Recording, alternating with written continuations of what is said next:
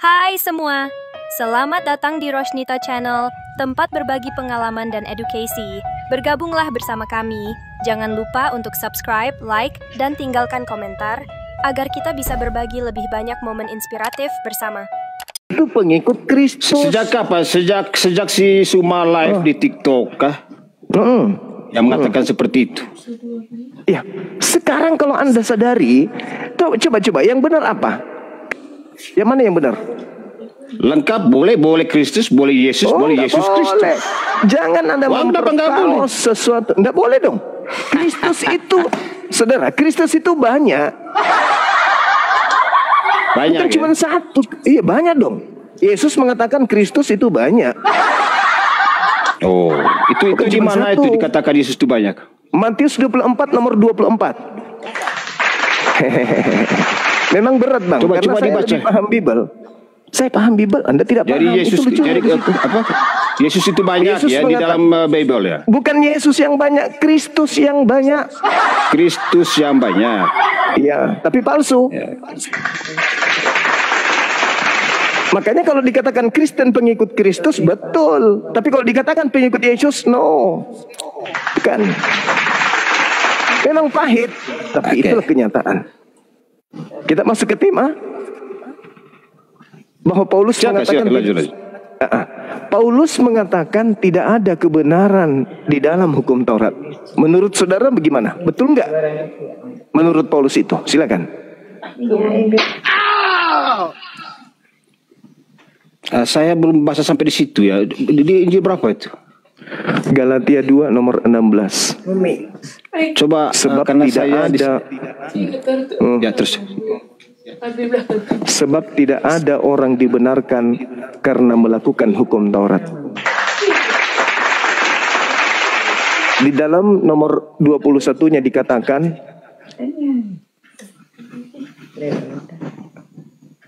Aku tetap kemudian bersukacita jika sekiranya ada kebenaran dalam hukum Taurat, maka sia-sialah kematian Kristus. Andai saja ada kebenaran menurut Paulus di dalam Taurat, maka sia-sialah kematian Kristus. Menurut saudara, apakah ada kebenaran dalam hukum Taurat? Menurut saya ada kebenaran. Kalau begitu sia-sia kematian Kristus. Enggak. Mana yang Anda pilih? Menurut saya Yesus mati itu tidak sia-sia. Lah, kalau tidak sia-sia berarti tidak ada kebenaran dalam hukum Taurat. Mana yang betul? Kalau ada kebenaran di dalam hukum Taurat, maka sia-sialah kematian Kristus. Makanya orang sebaiknya Kristen itu coba tidak lagi menjalankan Taurat. Dari perikopnya Bang sudah. Supaya jangan salah mengerti. Silakan Anda baca. Kita baca dari apa? Dari Injil berapa tadi? Injil apa yang Anda sebutkan tadi? Galatia 2. Tahu aja enggak? Injil Galatia ya.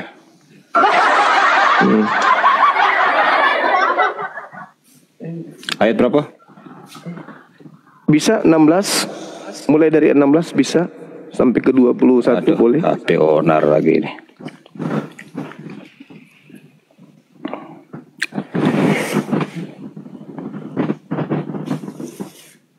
Makanya Kristen itu tidak menjalankan hukum Taurat.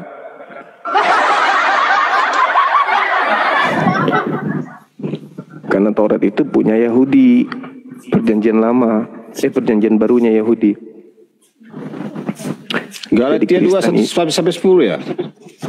Iya, Galatia 2 nomor 16 sampai nomor 21. Oh, nomor 16. Ini saya ya.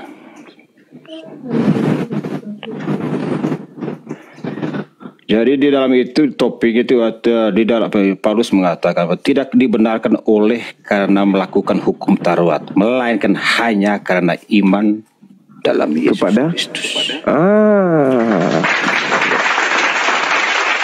Jadi tidak ada kebenaran di dalam hukum Taurat itu. Hukum Taurat.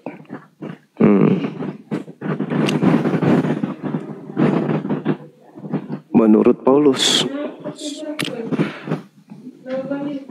Berarti dalam hal ini Paulus mengatakan Yesus itu salah. Karena Yesus mengatakan di dalam Matius 5 nomor 19, jika engkau melakukan hukum Taurat dan memerintahkan melakukan segala perintah-perintah yang ada di dalamnya, maka engkau akan menempati tempat tertinggi di dalam kerajaan surga. Kata Yesus. Tapi kata Paulus, tidak ada orang yang dibenarkan karena melakukan hukum Taurat. Kata Yesus, orang menempati tempat tertinggi dalam kerajaan surga kalau melakukan hukum Taurat. Kata Paulus, tidak ada orang dibenarkan karena melakukan hukum Taurat. Kata Yesus, orang akan menempati tempat tertinggi kalau dia melakukan hukum Taurat. Kata Paulus, tidak ada orang yang dibenarkan karena melakukan hukum Taurat. Kata Yesus, barang siapa yang melakukan dan mengajarkan kepada orang lain untuk melakukan perintah-perintah yang ada di dalam hukum Taurat, maka dia akan menempati tempat tertinggi dalam kerajaan surga. Mana yang betul? Yesus atau Paulus ini?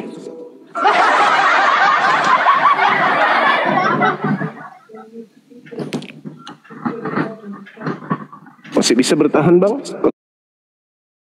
Kalau tidak, kita ganti pemain. Tunggu, saya masih begini. Karena saya tidak, karena saya punya Alkitab. Jadi saya akan baca ulang ya. Silakan. Ini topik ya, ini Galatia 2. Ini perikopnya adalah yang terutama ya. Jadi saya nggak mau langsung ditangkap di yang Anda baca ya. Ya saya baca kesimpulan teman-teman ya, supaya jangan salah mengerti ya. Silakan. Saya akan Jadi Galatia 2 ini saya start dari ayat 15 ya. Oke, silakan. Menurut kelahiran kami adalah orang Yahudi dan bukan orang berdosa dari bangsa-bangsa lain. Kamu tahu bahwa tidak seorang pun yang dibenarkan oleh karena melakukan hukum Taurat, tetapi hanya oleh karena iman. No, lanjut. Dan kita nggak bisa sampai di situ. Kita baca sampai selesai ya.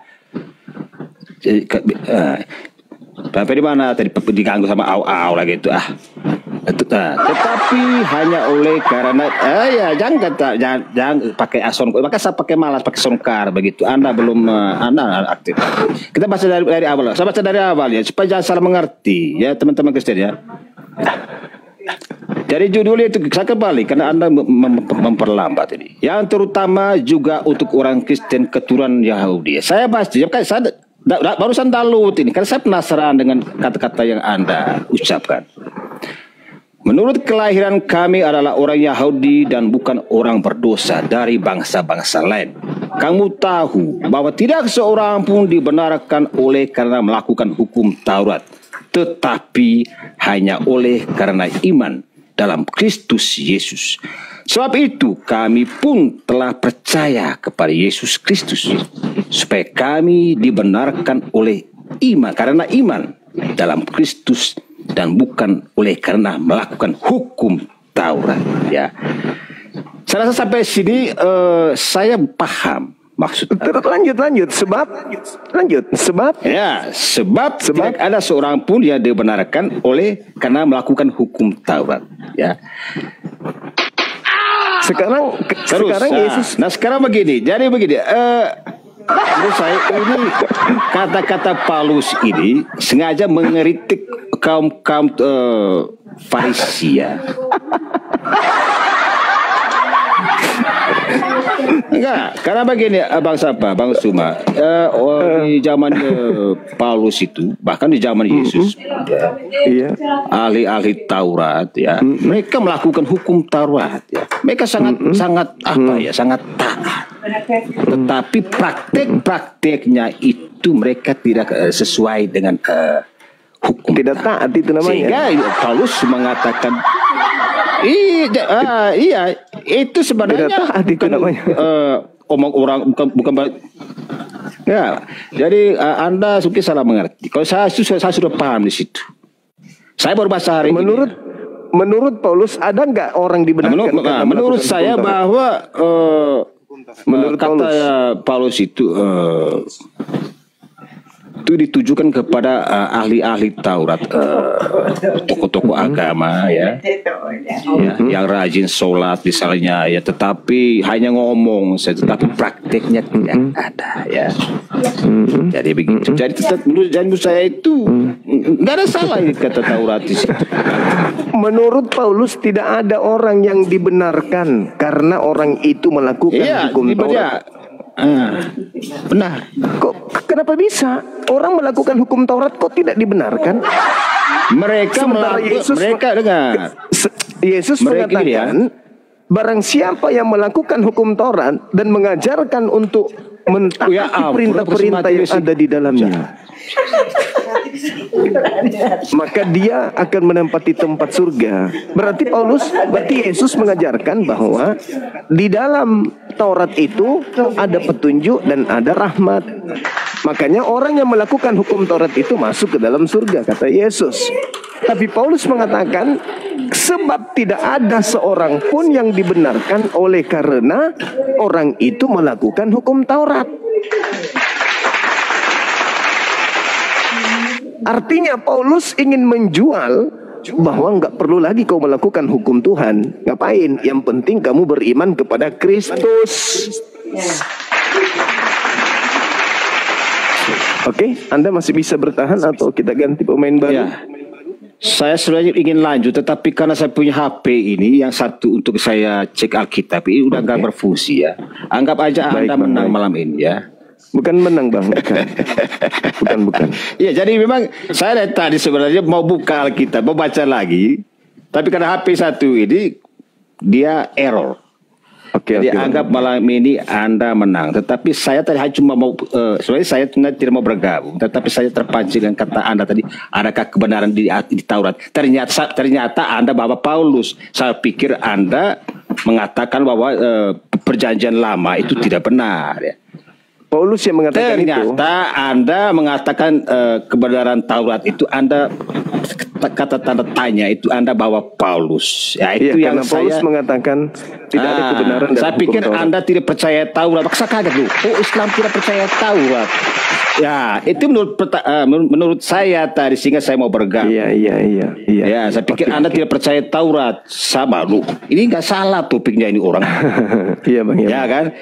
Karena kalau Anda salahkan Taurat, maka saya pertanyakan Abraham, Musa itu apa mereka nggak percaya? Siap. Tapi sudahlah. Oke, jadi sebenarnya saya mau lanjut perdebatan Anda malam ini karena memang saya punya pendukung untuk membuat saya pilih dan berkata-kata. Karena saya tidak bisa berkata-kata tanpa ada bukti ya. Oke. Baik, Bang. Ya, oke. Nanti sampai kapan-kapan kita ketemu lagi Bang Suba ya. Siap, Bang. Ini ada pertemuan kita yang kedua ya. Siap. Ya, kalau pertemuan pertama kan Anda matikan saya ya. Siap. Ya, pertemuan kedua. Jadi anggaplah Anda malam ini ya sudah Anda menang lah. Nanti teman-teman Muslim boleh tepuk tangan untuk Bang Suba ya. Oke ya. Oke. Baik, sampai jumpa. Thank you, Bang. Siap.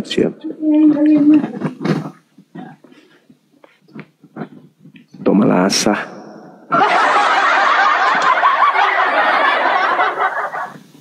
Tomalasa. Memang mereka cuman modal percaya doang. Tergantung akalan orang lagi. Iya. Kalau di akalan pikiran abang itu rencana Tuhan. Anda mengatakan kalau bahwa membunuh Yesus itu melanggar hukum Taurat. Dengan kata lain, membunuh Yesus itu melanggar firman Tuhan. Dengan kata lain, membunuh Yesus itu melanggar rencana Tuhan. Berarti membunuh Yesus ini rencana siapa? Kalau rencana Tuhan berarti tidak melanggar hukum Taurat. Tapi kalau dia melanggar hukum Taurat berarti melanggar firman Tuhan.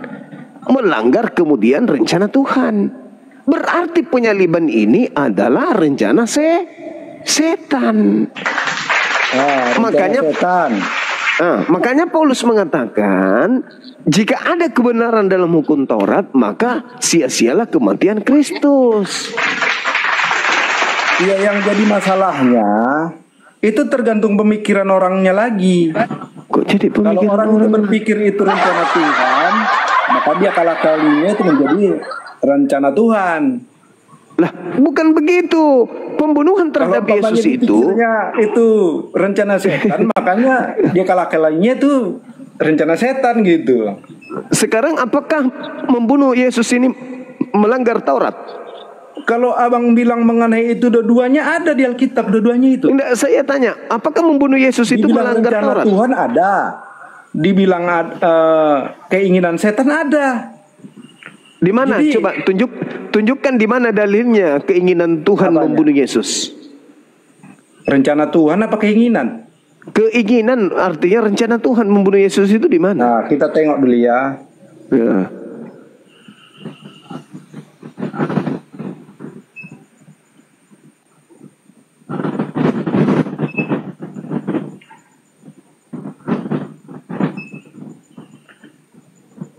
Hati-hati yang punya bini oten.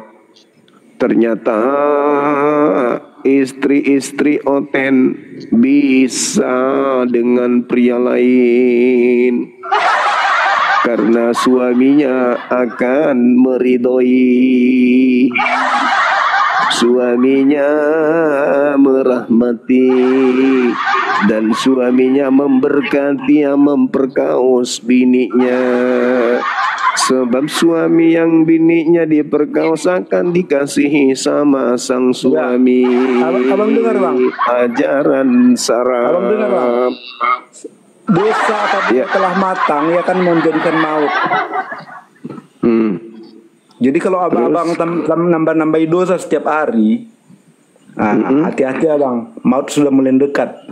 Mana lagi dosaku ketika saya Itu di Alkitab memperkaos itu, Bang. Mana dosa saya ketika saya memperkaos istri abang maafkan? Mana dosaku? Enggak, bukan Mana memperkosa. dosaku, mana? Abang berucap aja, itu udah dosa. Mana Bang. mana dosaku ketika saya memperkaos bini abang tapi abang maafkan? Mana dosaku? Iya. Abang tambahilah dosa abang tiap hari. Mana Mau tinggal dosaku? menunggu tuh, Bang. Mana dosaku ketika saya memperkaos istri abang maafkan? Mana dosaku? Mana? Di Kepala kan ada. Ya, Jangan berzina. apa gak? Jangan bersih. Tadi katanya nggak dipakai lagi. Siapa bilang? Jadi waktu orang yang perempuan yang kedapatan berzina itu gimana? Tadi katanya Jangan nggak berbuat dosa dipakai lagi, lagi. Kalau Anda mengatakan jangan berzina, Bang, jangan berzina. Efesus 2:15, dengan matinya Yesus di atas tiang salib, maka dia telah membatalkan hukum Taurat beserta segala perintah yang ada di dalamnya. Salah satu perintah dalamnya jangan berzina. Kalau itu sudah dibatalkan dengan matinya Yesus di atas tiang salib, maka berzina masih dilarang atau sudah boleh? Apanya? Berzina masih dilarang atau sudah boleh? Aku lagi nyari ini, Bang. Abang ganggu ini dari tadi. Nyari yang ayat yang aku minta tadi. Masolang generasi. Dengan matinya Yesus di atas tiang salib, maka dia telah membatalkan hukum Taurat beserta segala perintah yang ada di dalamnya. Perintahnya jangan berzina. Yesus mati, perintah ini batal. Berarti kalau sudah batal jangan berzina, apa yang terjadi? Boleh berzina. Makanya Anda membolehkan bini abang berzina. Abang meridai, abang merahmati, tambah satu dosa, Bang. mengasihi. Lah, kutanya lagi. Ketika istri saudara saya ini sekarang gini, diperkaos, aku mau apa tanya yang sama Anda abang. lakukan? Kutanya dulu. Enggak. Ketika istri Aku tanya abang ini sama diperkosa oleh seseorang, Abang apa yang setiap Anda hari lakukan? Abang setiap hari membahas tentang ini, mau cari kerajaan surga atau kepuasan nafsu apa? Kerajaan surga supaya orang-orang Bersilat itu lidah, tidak Bang. lagi kemudian mengajarkan ajaran setan, Bang. Masakan istri diperkaos, kita mengasihi yang melakukan yang memperkosnya. Itu ajaran setan Pak. itu. Tapi hukum negara ada hukum pemerintah ada di Enggak sini. urus. Enggak urus. Ini sekarang kembali kepada diri abang ini. Kata abang, kalau istri abang diperkosa, abang mengampuni, abang mengasihi, abang memaafkan. Dengan kata lain, abang melegalkan persinahan terjadi terhadap istrinya. Enggak ada itu. Sekarang saya ulang lagi, ini yang keempat kalinya. Ketika istri saudara, orang yang mengampuni itu bukan melegalkan. Sudah dulu. Sekarang ketika istri abang ini diperkosa oleh orang, apa yang Anda lakukan? Gimana? Kalau istri abang diperkosa, apa yang Anda lakukan? Yang kulakukan? Iya. Iya, adukanlah ke pemerintah. Berarti Anda tidak mengasihi musuh. Tapi diampuni. Tadi kan, diampuni. Kan diampuni. Tapi dilaporkan ke pemerintah. Nah, meskipun Anda laporkan, orang yang dikatakan tadi, ini saya lakukan karena saya diampuni. Saya lakukan ini karena sebelum saya melakukannya sudah diizinkan oleh suaminya. Siapa bilang diizinkan? Nah, tadi Anda mengatakan, Anda memaafkan, Anda mengampuni, Anda mengasihi. Artinya Anda mengasihi musuh. Musuh itu siapa, Bang? Musuh itu siapa? Udah sesat abang tuh, Bang. Makanya abang baru sadar. Saudaraku, Anda lihat di barat, Bang. Berkiblat ke barat. Lihat ke barat, Bang. Lihat ke barat. Jangan malu-malu, lihat ke barat. Apakah itu terjadi di barat? Terjadi. Di barat itu terjadi, makanya angka penyakit AIDS itu tertinggi di negara-negara barat yang mayoritas penduduknya Kristen. Karena mengasihi musuh. Kok salah pula? Penyakit sesama jenis berasal dari negara-negara mayoritas agama saudara. Di barat tuh banyak ateis lah.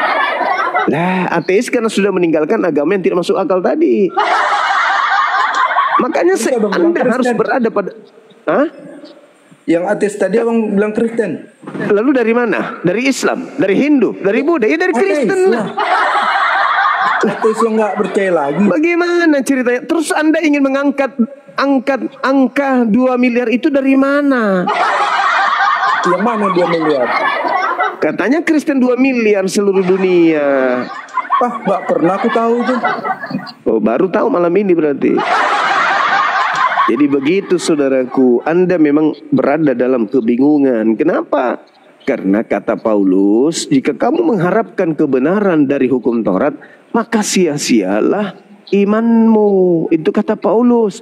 Di dalam Galatia 5, Paulus mengatakan begini, kamu lepas dari Kristus jikalau kamu masih mengharapkan kebenaran oleh hukum Taurat. Kamu hidup di luar kasih karunia. Pertanyaan saya kepada abang, apakah abang masih mengharapkan ada kebenaran dari hukum Taurat? Ada. Paulus mengatakan kamu lepas dari Kristus. Itu kalau kita berusaha melakukan hukum Taurat supaya masuk surga tanpa Yesus. Mulai ngaco, di ngarang-ngarang. Kalau hanya kita aja yang melakukan tanpa kenapa bantuan Anda Yesus, jadi ngarang? Kenapa Anda jadi kayak gini? Biasanya orang gondrong itu cerdas. Kok gimana ini?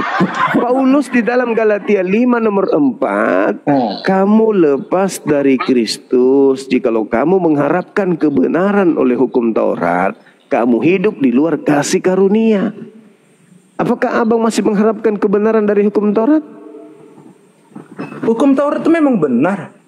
Nah, berarti kamu keluar dari kasih karunia. Enggak juga. Lah, karena dua-duanya kita pegang. Lah salah, kalau dua-duanya Anda pegang berarti kamu lepas dari Kristus. Kenapa lepas dia? Lah kan dalilnya begitu. Coba Anda baca Galatia 5. Apa ajaran Paulus di sana? Galatia 5. Ajaran Paulusnya di sana jelas dikatakan, Galatia 5-nya nomor 1, bahwa Kristus telah memerdekakan orang Kristen dari kuk penghambaan. Kenapa Anda masih mau menghambakan diri dengan maki-maki Taurat? Maksudnya melepaskan perhambaan dari hukum Taurat. Iya, terus hukum Taurat itu diwahyukan untuk siapa? Hukum Taurat kan nggak sempurna. Begitu Yesus datang, begitu dong. Akui dari tadi, kenapa sekarang baru diakui? Tapi bukan berarti hukum Taurat itu ditinggalkan. Nah, sekarang siapa yang memerintahkan Anda menjalankan hukum Taurat? Dua-dua dijalankan itu. Iya. Kenapa bisa Anda menjalankan? Apakah hukum Taurat itu untuk non-Yahudi? Untuk semua manusia. Dipandai-pandaian abang ini parah kali. Hukum Taurat itu hanya milik kepunyaan Yahudi. Coba Anda baca ulangan Salah ulangan 33. Bang. Coba Hukum baca ulangan Taurat itu nggak 33. dikasih tahu pun ada di dalam hati orang semua. Orang Yahudi, bukan orang Kristen. Coba Anda baca Anda Sekarang baca gini, dulu. Anda baca kitabnya. Jangan Anda cuma Abang nggak pernah cengisan. baca hukum Taurat. Ulangan tapi itu 33. ada sama di dalam hati abang itu. Ulangan 33 nomor 1 sampai 4 Anda baca, sampai nomor 4 Anda baca. Hukum Taurat itu hanya untuk Bani Israel. Kalian ini hanya sering. Itu dalil Anda baca. Anda baca. Ulangan 33 nomor 1 sampai 4 Anda baca.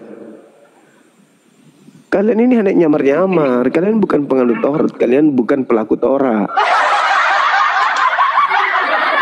Tadi ku bilang kalau Anda sudah memaafkan pelaku yang menyetubuhi istri abang, berarti Anda ini adalah pelaku seks bebas. Kalau pelaku seks bebas itu tak masuk surga, Bang. Iya, memang Kristen tak masuk surga. Iya. Dalilnya ada. Nah, kalau aku masuk, abang yang tak masuk surga. Kristen tidak masuk surga. Fakta dalilnya bertaburan di Bible. Saya bisa buktikan dalilnya. Kristen masuk neraka. Coba buka mana dia, Bang? Oke, saya buka ya. Matius 23 nomor 15. Bacakan. Anda lah yang baca. Enggak, aku dari tadi membuka-buka aja terus. Bacakan loh. Oke, celakalah engkau wahai ahli Taurat, celakalah engkau wahai orang Farisi, celakalah engkau wahai orang munafik, engkau menjelajahi daratan, engkau menyeberangi lautan untuk mentobatkan orang masuk agamamu, dan setelah kau jadikan orang itu menjadi pengikut agamamu, kau jadikan dia menjadi orang neraka, dan 2 kali lebih jahat daripada engkau sendiri. Pertanyaan saya, siapa ahli Taurat, siapa orang Farisi yang menjelajahi daratan, menyeberangi lautan, mentuatkan orang di luar Yahudi menjadi pengikut agamanya? Siapa itu? Orang Farisi yang Taurat tadi kan? Siapa ahli Taurat dan siapa orang Farisi yang menjelajahi daratan, menyeberangi lautan untuk mentobatkan orang Roma menjadi pengikutnya? Siapa? Ahli Taurat. Iya, siapa ahli Taurat itu? Paulus. Lalu siapa? Siapa orang Farisi? Emangnya Yesus berkata sama si Paulus tuh? Enggak. Sekarang pertanyaan siapa orang Farisi ahli Taurat yang menyeberangi lautan, menjelajahi daratan, mentobatkan orang di luar Yahudi menjadi pengikut agamanya? Paulus mengatakan dalam Galatia 1 nomor 15, aku diutus untuk orang-orang yang tidak bersunat, non Yahudi. Siapa itu? Siapa nama pengikut agamanya? Orang neraka. Siapa pengikut Paulus? Iya, Kristen. Paulus itu ada haram-haramnya, Bang. Gak makan daging Gak makan daging babi dia, Bang. Di mana Paulus mengatakan itu? Ada, carilah, ada. Tidak ada. Paulus mengatakan segala sesuatu halal bagiku. Dia tidak makan daging loh tuh. Iya, Paulus mengatakan segala sesuatu halal bagiku. Jangankan daging ikan, daging orang pun bisa dimakannya. Tapi ada dia tidak makan daging tuh, Bang. Ya mungkin karena dia masih berpura-pura untuk nyamar-nyamar doang. Nyamar-nyamar doang.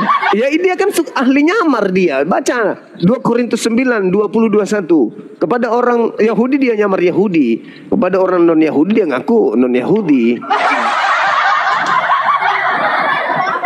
Ayo Bang, Ulangan 33 nomor 1 sampai 4. Jadi Taurat itu ada kebenaran, maka sia-sialah kematian Kristus. Memang tidak ada manfaatnya kematian Kristus, itu nggak ada. Kutanya dulu Abang, untuk membuktikan kebenaran surah-surah Paulus ini, saya bantu Abang untuk membuktikan kebenarannya. Menurut Abang, apa manfaatnya Yesus disalib?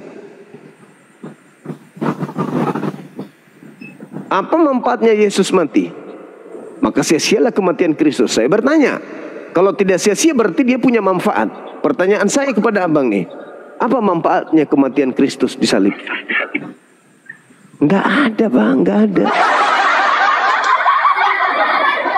Tapi mungkin abang punya jawaban.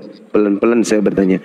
Abangku yang gondrong, yang cakep, yang membolehkan bininya disetubuhi orang lain.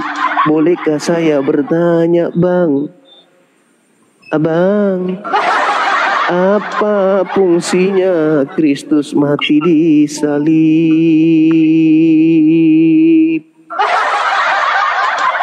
Gak ada fungsinya sama sekali. Sia-sia kematian Kristus di salib. Apa bukti dia mati sia-sia? Baca Roma 8 nomor 10.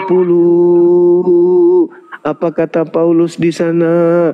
Jika Kristus ada di dalam kamu, maka tubuhmu memang mati karena dosa. Jadi buat apa dia mati? Nggak ada manfaatnya. Ini ada juga nih, Yang. Apa itu? Lukas 16 ayat 16.